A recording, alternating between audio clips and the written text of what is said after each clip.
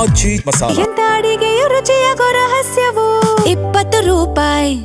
ಇದು ಕೃಷ್ಣ ಅವ್ರ ಸರ್ಕಾರದ ಸಾಧನೆ, ಇಲ್ಲಾಂದ್ರೆ ಆಗಿನ ಕಾಂಗ್ರೆಸ್ ಸರ್ಕಾರದ ಸಾಧನೆ ಅಂತ ನಾನು ಹೇಳಲಿಕ್ಕೆ ನಾನು ತಯಾರಿಲ್ಲ.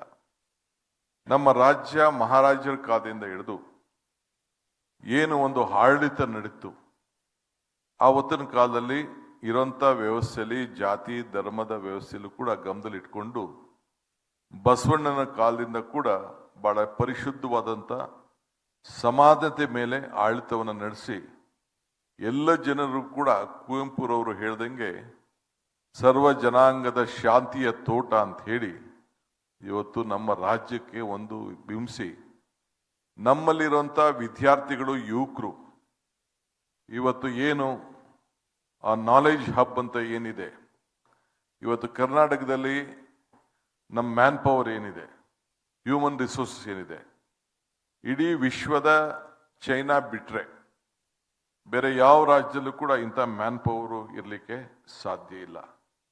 ಅಂಥದನ್ನ ಇವತ್ತು ಎಲ್ಲ ದೇಶದವರು ಕೂಡ ಒಪ್ಕೊಳ್ತಾರೆ. ಮೊನ್ನೆ ಅಮೆರಿಕನ್ ಅಂಬಾಸಿಡರ್ ಕೂಡ ನಾನು ಭೇಟಿ ಮಾಡಿದ್ದೆ. ಅವರು ಒಂದು ಕಾರ್ಯಕ್ರಮಕ್ಕೆ ಬಂದಿದ್ರು. ನಾನು ನಮ್ಮ ಪ್ರಿಯಾಂಕ್ ಖರ್ಗೆ ಅವರು ಚರ್ಚೆ ಮಾಡ್ತಾ ಇದ್ರು. ಅವರು ಅದೇ ಮಾತನ್ನ ಒಪ್ಕೊಳ್ತಾ ಇದ್ರು. All fortune 500 countries world leaders ಎಲ್ಲ ಇಲ್ಲೇ ಬಂದಿದ್ದಾರೆ. ಸೊ ನಮ್ಮಲ್ಲಿರುವಂಥ ಒಂದು ಕ್ವಾಲಿಟಿ ಎಜುಕೇಶನ್ ಏನಿದೆ, ನಮ್ಮಲ್ಲಿರುವಂಥ ತಂತ್ರಜ್ಞಾನ ಏನಿದೆ, ನಮ್ಮಲ್ಲಿರುವಂಥ ಹೆಲ್ತ್ ಸರ್ವಿಸಸ್ ಏನಿದೆ, ಇವತ್ತು ಪ್ರಪಂಚದ ಎಲ್ಲೂ ಕೂಡ ಇಲ್ಲ. ದಿ ಕ್ರೀಮ್ ಆಫ್ ಕರ್ನಾಟಕ ಇವತ್ತು ಕೂಡ ನಿಮ್ಮ ಮಕ್ಕಳು, ನಿಮ್ಮ ಸ್ನೇಹಿತರ ಮಕ್ಕಳೆಲ್ಲ ಕೂಡ ವಿವಿಧ ದೇಶದಲ್ಲಿ ಹೋಗಿದ್ದಾರೆ. ಅದಕ್ಕೆ ಯಾರು ಕಾರಣ? ನಮ್ಮ ಎಜುಕೇಶನ್ ಸಿಸ್ಟಮ್ ಕಾರಣ. ನಮ್ಮ ಹಳ್ಳಿಲಿ ಓದ್ತಾ ಇರೋಂಥ ವಿದ್ಯಾಭ್ಯಾಸದ ಮಕ್ಕಳು ಕೂಡ ಕಾರಣ. ಇದು ನೀವು ಮಾತ್ರ ಅಲ್ಲ, ಆ ಟೀಚರ್ಸ್ ಕಾಂಟ್ರಿಬ್ಯೂಷನ್ ಕೂಡ ಇಲ್ಲಿ ಬಹಳ ಮುಖ್ಯ. ಎಷ್ಟೇ ನಾವು ನಮ್ಮ ಶಿಕ್ಷಣ ಸಂಸ್ಥೆ ವಿಚಾರದಲ್ಲಿ ಬೇಕಾದಷ್ಟು ಟೀಕೆ ಟಿಪ್ಪಣಿ ಮಾಡಿದ್ರು ಕೂಡ ನಮ್ಮಲ್ಲಿರುವಂಥ ಬುದ್ಧಿವಂತಿಕೆ, ನಮ್ಮಲ್ಲಿರುವಂಥ ಪ್ರಜ್ಞಾವಂತಿಕೆ, ನಮ್ಮಲ್ಲಿರುವಂಥ ಅನುಭವ ಇದು ಬಹಳ ಹಿಂದಿನಿಂದ ಕೂಡ ಬಂದಿದೆ.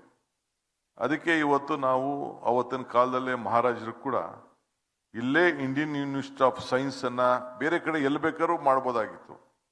ಇಲ್ಲಿಂದನೇ ವಿಜ್ಞಾನ ಅನ್ನೋದನ್ನ ಬೆಳೀತಿತ್ತು. ಈಗ ಶಾಂತಿಯ ತೋಟ ಅಂತ ನಾವು ಎಸ್.ಎಂ. ಕೃಷ್ಣವ್ರ ಕಾಲದಲ್ಲಿ ನಮ್ಮ ಕುವೆಂಪುರವರ ಗೀತೆಯನ್ನ ನಾವು ನಾಡಗೀತೆಯನ್ನ ಮಾಡಿಕೊಂಡು ನಾನಿಲ್ಲಿ ಗಮನಿಸ್ತಾ ಇದ್ದೆ. ನನ್ನ ಕಣ್ಣು ಕುರುಡು ಅಂತ ಕೆಲವರು ತಿಳ್ಕೊಂಡಿರ್ಬೋದು.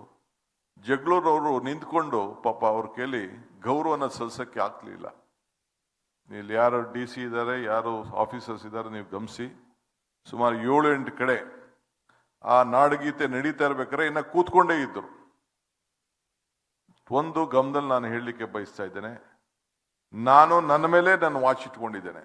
ನನ್ನನ್ನೇ, ನನ್ನ ಆ ನಡತೆ ಬಗ್ಗೆ, ನನ್ನ ಮಾತಿನ ಬಗ್ಗೆ, ನನ್ನ PAಗಳು, ನನ್ನ ಸ್ಟಾಫು, ನನ್ನ ಸಿಬ್ಬಂದಿಯವರು ಏನು ಮಾಡ್ತಾರೆ, ಯಾವ ರೀತಿ ನಡ್ಕೊಳ್ತಾರೆ, ಸೂಟ್ ಬೂಟ್ ಹಾಕೊಂಡಿರೋನ ಹೆಂಗ್ ಬಂದು ಆಂಟಿ ಚೇಂಬರ್ ಕರ್ಕೊಬರ್ತಾರೆ, ಹೆಂಗ್ ಒಳಗಡೆ ಬಿಡ್ತಾರೆ, ಅವನು 500 ರೂಪಾಯಿ ನೋಟ್ ಕೊಟ್ಟ ತಕ್ಷಣ ಯಾವ ರೀತಿ ಅವನು ಗನ್ಮೆನ್ ಟ್ರೀಟ್ ಮಾಡ್ತಾನೆ, ಇವೆಲ್ಲ ಕೂಡ ನನಗೆ ನನ್ನದೇ ಆದಂಥ ಅನುಭವಗಳನ್ನೆಲ್ಲ ನಾನೆಲ್ಲ ನೋಡಿದ್ದೇನೆ. ಸೊ ಅದಕ್ಕೆ ನಾನು ಪ್ರತಿಯೊಂದು ತಾಲೂಕಿನಲ್ಲೂ ಕೂಡ ಆಡಳಿತದಲ್ಲಿ ಯಾವ ರೀತಿ ನಡೀತಾ ಇದೆ, ನಮ್ಮ ಶಾಸಕರು ಕೂಡ ಯಾವ ರೀತಿ ನಡ್ಕೊಳ್ತಾ ಇದ್ದಾರೆ ಅನ್ನೋದನ್ನ ನಾನು ನಮ್ಮ ಶಾಸಕರಿಗೂ ಕೂಡ ಹೇಳಿದ್ದೇನೆ, ನನ್ನ ಸಹೋದ್ಯೋಗಿಗೂ ಕೂಡ ಹೇಳಿದ್ದೇನೆ. ನಾನು ಸುಮ್ಮನೆ ನಿಮಗೆ ಒಂದು ಉದಾಹರಣೆ ಕೊಟ್ಟಿದ್ದೇನೆ. ನಾನು ಇಲ್ಲಿಂದ ನನಗೆ ಜಗಳೂರು ಕಾಣಲಿಲ್ಲ ಅಂತ ತಿಳ್ಕೊಳಕ್ ಹೋಗಬೇಡಿ. ನನಗೆ ಇಲ್ಲಿ within minute I get an information what is going on around me. ನಾನು ಇನ್ನ 7 ತಾಲೂಕು ಕಚೇರಿಗಳಲ್ಲಿ ಅದೇ ರೀತಿ ಕೂತಿದ್ರು. I will leave it to the officers. Video recording ಇದೆ. ಯಾಕೆ ಕೂತಿದ್ರು ಅಂದ್ರೆ ಗೌರವ ಯಾವ ರೀತಿ ಕೊಡಬೇಕು ಅನ್ನೋದು ಬಹಳ ಮುಖ್ಯ. ನಾವು we have to set an example. So ಹಂಗೆ ಇವತ್ತು ನಾವು ಜನಸಾಮಾನ್ಯನ ಕಚೇರಿನ ಇವತ್ತು ಏನು ನಮಗೆ ಅವಕಾಶ ಸಿಕ್ಕಿದೆ, ಇದು ಚೆನ್ನಾಗಿ ನಾವು ಉತ್ತಮ ಕೆಲಸ ಮಾಡಲಿಲ್ಲ ಅಂತಂದ್ರೆ ನಾವು ಏನು ನಾವು ಮನಸ್ಸಲ್ಲಿ ಇಟ್ಕೊಂಡಿದ್ದೀವಿ, ಅಲ್ಟಿಮೇಟ್ಲಿ ನಾವು ಯಾರಿಗೋಸ್ಕರ ಮಾಡಬೇಕು?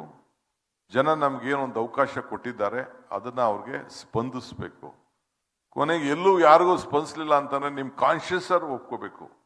ನಿಮ್ಮ ಕಾನ್ಶಿಯಸ್ ಸಾರು ಏನಿದೆ ಅನ್ನೋದನ್ನ ಒಪ್ಕೊಳ್ಬೇಕು. ಆ ನಿಟ್ಟಿನಲ್ಲಿ ನೀವು ಕೆಲಸ ಮಾಡಬೇಕು ಅಂತ ಹೇಳಿ ನಿಮ್ಗೆಲ್ಲ ಹೇಳಬೇಕಾದಂತ ನನ್ನ ಕರ್ತವ್ಯ. ಅಧಿಕಾರ ಒಂದು ಶಕ್ತಿಯ ಒಂದು ಸಂಕೇತ ಅಲ್ಲ.